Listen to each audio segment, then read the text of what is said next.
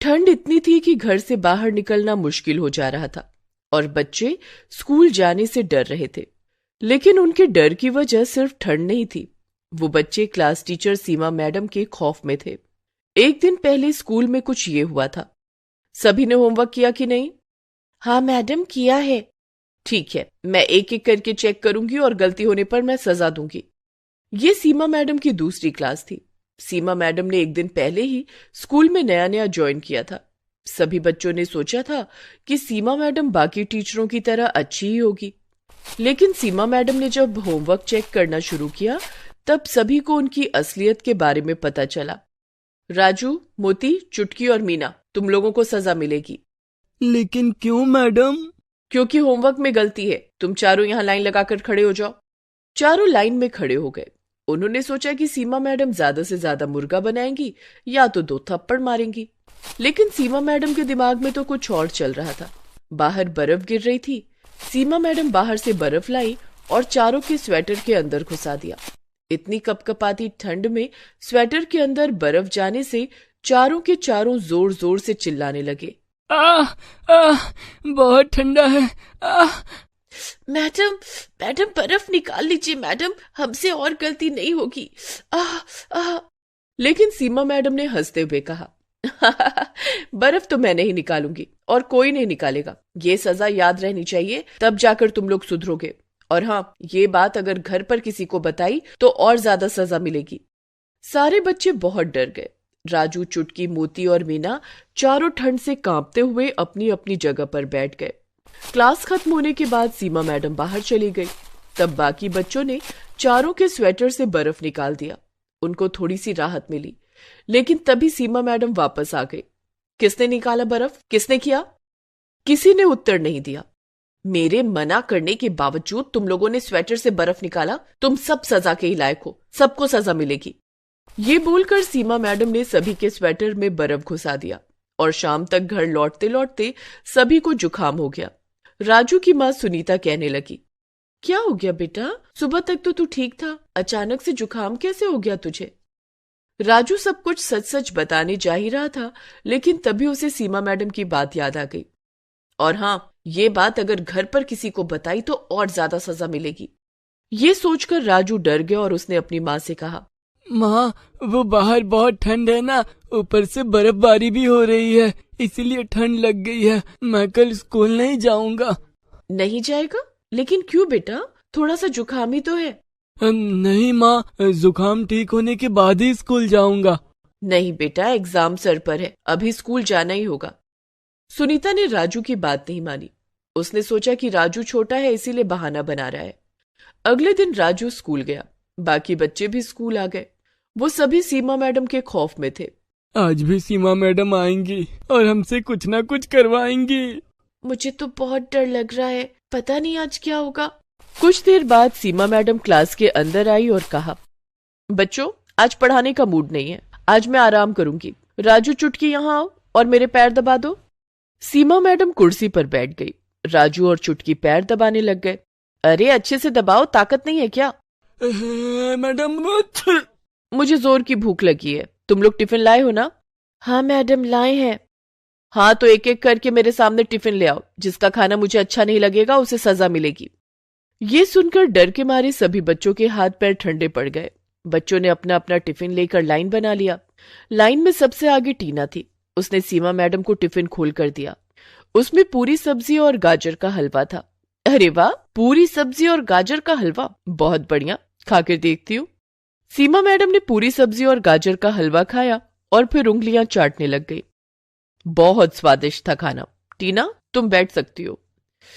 उफ, आज तो बाल बाल बच गई। उसके बाद मीना टिफिन लेकर आई। उसकी माँ ने पोहा बनाकर दिया था। टिफिन खोलते ही सीमा मैडम ने मुंह बना लिया। अरे छी छी छी, सारा मूड खराब कर दिया। पोहा कौन खाता है यार? पोहा क्यों लाई है? मीना डर डर कर बोलने लगी, मुझे पोहा पसंद है मैडम, इसीलिए माँ ने बना कर दिया है। पोहा कितना सूखा होता है, पोहा नदी में फेंक दो तो नदी का पानी ही सूख जाएगा। मीना मन ही मन सोचने लगी, हाय आज तो मर गई, मैडम को पोहा पसंद नहीं है। मीना, तूने मेरा मूड खराब किया है, मैं तुझे सजा दूंगी। मीना ने तुरंत रोते हुए सीमा मैडम के पैर पकड़ लिए। मुझे माफ कर दीजिए मैडम, मुझसे गलती हो गई, कल से मैं पूरी हलवा हिलाऊंगी। लेकिन सीमा मैडम को तो सजा देकर मजा आता था।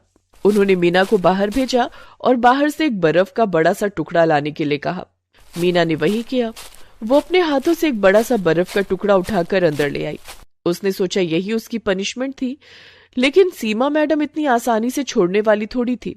उन्होंने कहा, मीना अब अपना जूता उतार और उस बर्फ के टुकड़े पर खड़ी हो जा। क्या? मैडम प्लीज माफ कर दीजिए ना मुझसे गलती हो गई, प्लीज मैडम। लेकिन सीमा मैडम पर रोने धोने का असर नहीं होता था। उन्होंने मीना को नंगे पैर उस बर्फ के टुकड़े पर खड़ा करके ही दम लिया और उसके बाद एक के बाद एक बच्चों की टिफिन खोलती गई और एक के बाद एक बच्चों को सजा मिलती गई। अंत में सीमा मैडम ने चुटकी और राजू का खाना भी खाया, लेकिन खाना पसंद न आने पर उन्होंने उन दोनों को भी बर्फ के टुकड़े पर नंगे पैर खड़ा कर दिया और फिर डंडे से सभी को मारने लगी। गंदा खाना लाते हो स्कूल में? तुम्हें शर्म नहीं आती? इतनी ठंड में नंगे पैर बर्फ पर खड़ा होना ही बहुत बड़ी बात है। ऊपर से उन्हें मार भी पड़ रही थी। बेचारे बच्चे ये कैसे सह पाते। मीना बेहोश हो गई और गिर पड़ी। उसे घर भेज दिया गया। उसके माता पिता ने भी सोचा कि ज्यादा ठंड की वजह से हुआ ऐसा, लेकिन मीना भी अपनी माता पिता से सच कहने में डर रही थी। वो भी सच नहीं बोल पाई। इसीलिए सीमा मैडम को और ज्यादा छूट मिल गई। वो हर रोज बच्चों पर अत्याचार करने लगी। कभी वो बच्चों पर ठंडा पानी छिड़कने लगी तो कभी ठंड में क्लास का पंखा चलाने लगी। इससे सभी बच्चे परेशान हो गए। 1 महीना ऐसे ही बीत गया। स्कूल प्रिंसिपल को कुछ भी पता नहीं चला और 1 महीने से ये सब सहते सहते बच्चे परेशान हो गए। हमें कुछ करना होगा, ये सब कब तक चलता रहेगा? लेकिन हम क्या करेंगे राजू? मैडम बहुत शातिर है। हम बाहर कुछ भी बोलेंगे तो कौन हम पर यकीन करेगा? हाँ, मम्मी पापा सोचेंगे कि हम स्कूल न जाने का बहाना बना रहे हैं। हाँ, ये सही कहा, हमें दिमाग लगाना होगा। राजू घर चला गया और उसी दिन विदेश से उसके चाचा लौट आए। उन्होंने राजू को एक पेन दिया। ये क्या चाचा, आप विदेश से मेरे लिए केवल एक पेन लाए हो? ये ऐसा वैसा पेन नहीं है राजू बेटा, ये देख, इसमें कैमरा है। लिखने के साथ साथ सब कुछ इसमें रिकॉर्ड भी होगा। ये सुनते ही राजू के दिमाग की घंटी बजने लगी। अगले दिन वो पेन लेकर स्कूल चला गया और अपनी जेब में पेन को रख दिया। पेन का ऊपरी हिस्सा बाहर निकला हुआ था और उसी हिस्से में कैमरा लगा हुआ था। आज भी रोज की तरह सीमा मैडम सबको डांटने मारने लगी और अंत में वो रोज की तरह सबको सजा देने पर उतर आई। उन्होंने आज तो हद ही पार कर दिया। उन्होंने सभी बच्चों को बाहर बर्फ में निकाल दिया और बर्फ पर सुला दिया। कुछ देर बाद क्लास में लौटने के बाद सभी बच्चे खांसने छींकने लगे और 10-12 बच्चे बेहोश हो गए। प्रिंसिपल दौड़कर आए और उन्हें अस्पताल में भर्ती किया गया। सभी बच्चों के पेरेंट्स अस्पताल चले आए। लेकिन ये सब हुआ कैसे? हाँ, सभी एक साथ बीमार कैसे पड़ गए? सीमा मैडम पास ही में खड़े होकर हंस रही थी। तभी राजू ने कहा, ये सब सीमा मैडम की वजह से हुआ है। क्या? मेरी वजह से? क्या बोल रहे हो तुम राजू? मैं तुम लोगों से कितना प्यार करती हूँ। झूठ, सब कुछ झूठ। ये देखिए। राजू ने पेन निकाला और उसे फोन से कनेक्ट करके सभी को सब कुछ दिखाया। सीमा मैडम की हालत खराब हो गई। इतनी ठंड में भी वो पसीने पसीने होने लगी और पेरेंट्स सीमा मैडम पर बहुत गुस्सा हो गए। उन्हें उल्टा सीधा कहने के बाद पुलिस को बुलाया गया और उन्हें जेल में भेज दिया गया। डॉक्टर ने सीमा का चेकअप करने के बाद कहा कि उन्हें एक मेंटल डिसऑर्डर है। बच्चों पर टॉर्चर करके उन्हें सुकून मिलता है। कोर्ट ने उन्हें 20 साल की सजा दी और ये भी घोषित कर दिया कि 20 साल बाद भी उन्हें कभी भी कोई भी स्कूल नौकरी नहीं दे सकता। ऐसे ही राजू की होशियारी से बहुत सारे बच्चों की जान बच गई और सीमा जेल में सड़ने लगी। अदिति 9वीं क्लास में पढ़ती थी। वो काफी मोटी थी। उसे मूली के पराठे बहुत पसंद थे। मूली के पराठे खा खा कर वो और भी ज्यादा मोटी हो गई थी। उसके मूली के पराठे खाने की आदत से सब परेशान थे। अदिति बेटा, जल्दी से नाश्ता कर लो, स्कूल की बस आती ही होगी। माँ, आपने नाश्ते में क्या बनाया है? आज तो मैंने आलू के पराठे बनाए हैं। माँ, आपको पता है ना कि मुझे मूली के पराठे कितने पसंद हैं। आप मूली के पराठे क्यों नहीं बनाती? मैं स्कूल तभी जाऊंगी जब मुझे मूली के पराठे खाने को मिलेंगे। अदिति बेटा, अभी तो गर्मियों का मौसम है। मूली का सीजन तो ठंड में आता है। ठंड का मौसम आने दे, तुझे मूली के पराठे बनाकर खिलाऊंगी। प्रॉमिस? प्रॉमिस बेटा। अदिति उस दिन आलू के पराठे खाकर और वही लंच में लेकर स्कूल चली जाती है, लेकिन उस दिन से वो ठंड के आने का इंतजार करने लगती है। अक्टूबर का महीना था। अदिति जल्दी से अक्टूबर के खत्म होने का इंतजार करने लगती है। नवंबर से ठंड शुरू हो जाएगी, तब बाजार में मूली आ जाएगी और मम्मी मुझे मूली के पराठे बनाकर खिलाएगी। अदिति दिन गिन रही थी। कुछ दिनों के बाद अक्टूबर का महीना खत्म हो गया और नवंबर का महीना शुरू हो गया था। अदिति एक दिन स्कूल बस से घर लौट रही थी, तभी उसने घर के पास देखा कि सब्जी वाला ठेले पर मूली बेच रहा था। उस दिन घर जाकर उसने अपनी माँ से कहा, माँ, बाहर सब्जी वाला ठेले पर मूली बेच रहा है, चलो ना मूली खरीद लो। प्रीति बाहर जाकर देखती है तो सब्जी वाला मूली बेच रहा था। सब्जी वाले भैया, मूली कैसे दिए? 60 रुपए किलो मैडम। इतना महंगा? बहन जी, सीजन का नया मूली है, अभी अभी बाजार में आया है, महंगा तो होगा ही। भैया 50 रुपए किलो लगा दो। नहीं हो पाएगा बहन जी, इतनी तो हमारी खरीद भी नहीं है। सब्जी वाला जाने लगता है। अदिति जिद करने लगती है, माँ, आपने कहा था कि ठंड के मौसम में आप मूली के पराठे बना कर दोगी, आपने मूली क्यों नहीं खरीदी? प्रीति को मूली खरीदनी पड़ती है। वो सब्जी वाले को रोकती है, भैया जरा रुको, 1 किलो मूली देते जाओ। ये लो बहन जी। सब्जी वाला 1 किलो मूली प्रीति को देता है। ये लो आपके 60 रुपए। मूली देखकर अदिति बहुत खुश हो जाती है। उस रात डिनर में प्रीति मूली के पराठे बनाती है। अदिति ने 4 मूली के पराठे खा लिए। माँ, मुझे एक और पराठा चाहिए। अदिति बेटा, तूने 4 पराठे पहले ही खा लिए, जरा अपने वजन की ओर भी देख, कितना ज्यादा है। इतने पराठे खाएगी तो और मोटी हो जाएगी। ठीक है माँ, अभी मत दो, लेकिन कल सुबह नाश्ते में मुझे मूली के पराठे ही चाहिए, मैं तभी स्कूल जाऊंगी। ठीक है अदिति, कल सुबह तुझे मूली के पराठे ही दूंगी। दूसरे दिन भी प्रीति अदिति को नाश्ते में मूली के पराठे बनाकर देती है। अदिति नाश्ते में भी मूली के 4 पराठे खा जाती है। अदिति, तूने रात में भी मूली के 4 पराठे खाए थे और अभी नाश्ते में भी। बेटा, इतना ज्यादा खाएगी तो और मोटी हो जाएगी। माँ, मैं मूली के पराठे देखकर खुद को नहीं रोक सकती। मूली के पराठे खाकर अदिति स्कूल चली जाती है, लेकिन वहां स्कूल में क्लास टीचर उसे ब्लैक बोर्ड के पास बुलाकर कहती है कि वो बच्चों को गणित का सवाल हल करके दिखाए। अदिति ब्लैक बोर्ड पर गणित का सवाल हल कर ही रही थी कि उसने बहुत गंदी गैस छोड़ दी। मूली के पराठे खाने के कारण उसकी गैस से बहुत गंदी बदबू आ रही थी। क्लास के सभी बच्चे अपनी अपनी नाक बंद करके क्लासरूम छोड़कर बाहर आ गए। क्लास में हंगामा बच गया। अदिति, ये सब क्या है? क्या तुम स्कूल आने से पहले फ्रेश नहीं होती? होती हो ना मैडम, वो क्या है कि कल रात मैंने मूली के पराठे खाए थे और आज सुबह भी मूली के पराठे खाए। क्या? कल रात भी और आज सुबह भी? हाँ, मुझे मूली के पराठे बहुत पसंद हैं। लेकिन तुम्हारी पसंद का नुकसान हम सबको भरना पड़ रहा है। लेकिन अदिति को इन सब से कोई फर्क नहीं पड़ा। वो तो अब भी मूली के पराठे खाने पर उतना ही जोर देती। घर आकर उसने अपनी माँ से कहा, माँ, मूली खत्म हो गई क्या? हाँ, खत्म हो गई, सबके पराठे बनवाकर तूने खा लिए। अदिति के पिताजी वहीं सोफे पर बैठे थे और अपने लैपटॉप पर ऑफिस का काम कर रहे थे। उन्होंने अदिति से कहा, क्या बात है अदिति, तुम्हें मूली के पराठे खाने हैं क्या? हाँ पापा। ठीक है, मैं अभी ऑनलाइन ऑर्डर कर देता हूँ, 10 मिनट में मूली आ जाएगी।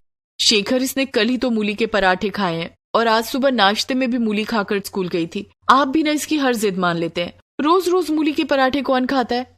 खाने दो ना प्रीति, वैसे भी गर्मियों के मौसम में मूली कहाँ मिलती है, सिर्फ ठंड की ही तो बात है। थोड़ी देर में घर की घंटी बजती है और डिलीवरी बॉय मूली देने आता है। अदिति खुशी खुशी मूली रिसीव करती है और किचन में प्रीति को लाकर देती है। माँ, ये लो मूली, आज रात में मूली के पराठे बनाना। प्रीति ने अपने मन में कहा, उफ, ये मूली तो मुसीबत बन गई। प्रीति ने ना चाहते हुए भी डिनर में मूली के पराठे बनाए और अदिति ने जमकर मूली के पराठे खाए। अब तो अदिति रोज रोज प्रीति से मूली के पराठे बनाने के लिए कहती, प्रीति, अदिति के लिए मूली के पराठे रोज बना दिया करो। अदिति को अब रोज मूली के पराठे खाने के लिए मिलते, जिसे खा खा कर वो और ज्यादा मोटी हो गई थी और स्कूल में रोज गंदी गैस छोड़ती थी। स्कूल के बच्चे और टीचर सभी उसकी इस आदत से परेशान हो गए थे। इसी तरह नवंबर का महीना बीत गया और दिसंबर भी आ गया। अब तो ठंड और बढ़ गई थी। ऐसे में अदिति का मूली के पराठे खाना और भी बढ़ गया। प्रीति मूली के पराठे बनाकर और रोज रोज खाकर परेशान हो चुकी थी। एक बार की बात है, अदिति के स्कूल में वार्षिक समारोह होने वाला था। अदिति ने घर आकर शेखर को ये बात बताई। पिताजी, स्कूल में वार्षिक समारोह होने वाला है जिसमें सभी बच्चे भाग लेंगे। मैं भी एक डांस प्रोग्राम में भाग लूंगी। हाँ अदिति बेटा, तुम वार्षिक कार्यक्रम में जरूर भाग लेना। रोज डांस की प्रैक्टिस करोगी तो शायद तुम्हारा मोटापा भी थोड़ा कम हो जाएगा। लेकिन शेखर ने जैसा सोचा था वैसा नहीं हुआ। अदिति ने वार्षिक कार्यक्रम में भाग तो ले लिया, लेकिन डांस की प्रैक्टिस करने के बाद उसे और ज्यादा भूख लग जाती और वो पहले से भी ज्यादा खाना खाने लगी। अब वो पहले से ज्यादा मूली के पराठे खाती। ओहो, मैं तो मूली खरीद खरीद कर थक गई हूँ। कहीं देश में मूली का अकाल ना पड़ जाए। ऐसा बड़बड़ाते हुए प्रीति सब्जी वाले को रोकती है। सब्जी वाले भैया, रुकना जरा। बोलिए बहन जी, क्या दूं? मेथी का साग, बथुआ का साग, ताजे ताजे बैंगन या गाजर? अरे ये सब छोड़ो, मुझे 1 किलो मूली दे दो। रोज रोज मूली के पराठे खाती हो बहन जी? कभी कोई और सब्जी भी खाकर देखो। ठंड का मौसम है, इतनी सारी हरी पत्तेदार सब्जियां हैं, सब अभी खेत से तोड़ कर लाया हूँ। प्रीति ठंडी सांस भरते हुए कहती है, हमारे घर में तो सिर्फ मूली के पराठे ही खाए जाते हैं। आप मुझे मूली ही दे दो। फिर 1 किलो मूली में क्या होगा? आप 2 किलो मूली ले लो, क्योंकि कल मैं सब्जी लेकर नहीं आऊंगा। सब्जी वाला प्रीति को 2 किलो मूली दे देता है। प्रीति मूली के पराठे बनाती है। इधर अदिति का वार्षिक कार्यक्रम नजदीक आ गया था।